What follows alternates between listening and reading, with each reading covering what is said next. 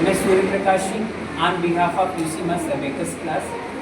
Summer, जहाँ पर parents को सोचना पड़ता है कि अब हमारा बच्चा स्कूल नहीं जा रहा है तो क्या करेगा। समर, जहाँ पर पेरेंट्स बच्चों को फ्रीली छोड़ देते हैं क्योंकि बच्चों के पास कोड ऑफ कंडक्ट स्कूल के जैसे नहीं होते हैं। समर हॉलीडेज में हर पेरेंट्स की एक्सपेक्टेशन ये होती है कि स्कूल के दौरान जो हमने एक्टिविटी अपने बच्चे को नहीं कराई थी, मैं अब इन छुट्टियों में वो सारी चीज़ें करवाऊंगा। और वहीं पर समर हॉलीडेज में बहुत सारे ऐसे पेरेंट्स होते हैं जहां पर बच्चों को इतना फ्रीली कर देते हैं कि जुलाई में जब बच्चा रिटर्न होता है उसको 2 महीने ट्रैक में आने में टाइम लगता है। लेकिन जैसे इसी बैच की मैं बात करूं तो यहाँ पर कम से कम 4 बच्चे भी एब्सेंट चल रहे हैं। तो हर बैचेस में 4 स्टूडेंट्स, 5 स्टूडेंट्स, 7 स्टूडेंट्स एब्सेंट हैं। मैं नहीं जानता कि उनके साथ क्या प्रॉब्लम है, लेकिन पेरेंट्स के द्वारा मुझे कोई इन्फॉर्मेशन भी नहीं मिल रही है। इसलिए टीचर तो अपनी रिस्पॉन्सिबिलिटी निभाते हैं, टीचर रेगुलर अपनी क्लास में आते हैं, टीचर के अंदर बच्चों को आगे ग्रोथ देने की एक भूख तो होती है। मगर अगर पेरेंट्स भी ऐसे ही साथ देने लगे, मुझे लगता है कि बच्चे देखते ही देखते एक बड़े पेड़ के रूप में कन्वर्ट हो जाएंगे। अगर मैं बात करूं, ये बच्चे 1.5 मंथ के हो चुके हैं। इन बच्चों का जब मैं क्लास फर्स्ट स्टार्ट किया था तो क्लास फर्स्ट 12 डेज तक चलती है। इसमें डायरेक्ट इनडायरेक्ट प्रैक्टिस होती है।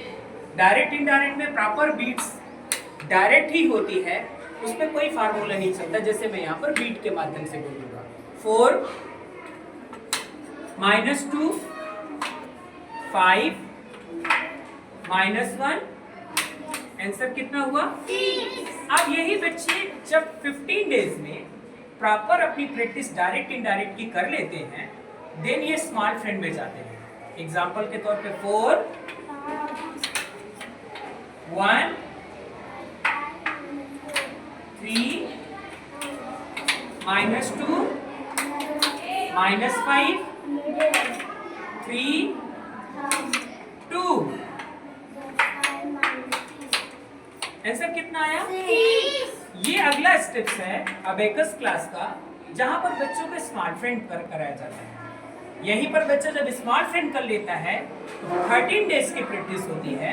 आफ्टर 13 डेज बच्चा माइनस की प्रैक्टिस करता है। एग्जांपल के तौर पे 7 -4 3 1 -3, आंसर बताइए। ये बच्चे डायरेक्ट भी कर रहे हैं, इनडायरेक्ट भी कर रहे हैं, स्मॉल फ्रेंड प्लस भी कर रहे हैं, स्मॉल फ्रेंड माइनस भी कर रहे हैं। 4 कॉन्सेप्ट मैंने दिखाया। अब अगला बिग फ्रेंड में चलते हैं। 1 9 3 4 -5 9, आंसर बताइए। 21। नेक्स्ट क्वेश्चन 2 8 -2 + 10 5 middle 1 9 -1 + 10 3 9, -1 + 10 आंसर बताइए। 37। ये बच्चे बिग फ्रेंड अप कर रहे हैं, तो वन टाइम में इनका IQ level, logical power, reasoning power strong होता है, क्योंकि ये डायरेक्ट भी करते हैं, स्मॉल फ्रेंड प्लस भी करते हैं, स्मॉल फ्रेंड माइनस भी करते हैं, बिग फ्रेंड प्लस भी करते हैं। अब आप ही बताइए, अगर आप इन्हीं में से आपका बच्चा हो और वो एब्सेंट चल रहा है तो विजुलाइज करिए उस बच्चे का लास्ट जब हुआ तो क्या एक टीचर के लिए पॉसिबल है कि बार बार उस बच्चे को पीछे बैच में डाले, फिर और पीछे बैच में डाले। आपका बच्चा कंफर्ट फील कभी नहीं करने वाला, आपका बच्चा ऑकवर्ड फील करेगा। उस समय बताएगा तो नहीं, लेकिन अगर आप अच्छे से उसके साथ अकेले में डिस्कशन करेंगे तो बोलेगा मुझे मज़ा नहीं आ रहा है। क्यों मज़ा नहीं आ रहा है?